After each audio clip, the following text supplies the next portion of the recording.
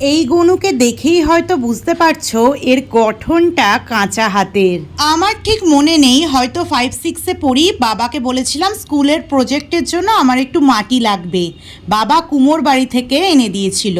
প্রজেক্টের শেষে অল্প বিস্তর মাটি বেঁচে গিয়েছিল, সেই মাটি দিয়েই খেলার ছলে এই মূর্তিটা গড়ে তুলেছিলাম। না ঠিক করে করতে পেরেছি কান, না সুর, হাতগুলো আঁকা বাঁকা। তবে বাড়ির লোক যেহেতু বার খাইয়ে বলেছিল খুব ভালো হয়েছে, খুব ভালো হয়েছে, তাই আজও এটা আমার গণেশের শোকেসে সুন্দর করে সাজানো। আগের দিনে শোকেসটা নাড়াঘাটা করছিলাম, তখনই আমার বানানো এই ছোট্ট গনুটাকে দেখে মনে হলো সামনেই তো গণেশ চতুর্থী, একে যদি একটু নতুন করে সাজানো যায়। কাল রাতে বসেই আমি এটাকে রং করে ফেলেছি, আর রং করার পরে এটাকে যা কিউট গবলু গাবলু দেখতে লাগছিল, আমি তো পুরো আলু ভাতের মতন চটকেছি ওকে, এমনকি আমার মাও বাদ দেয়নি।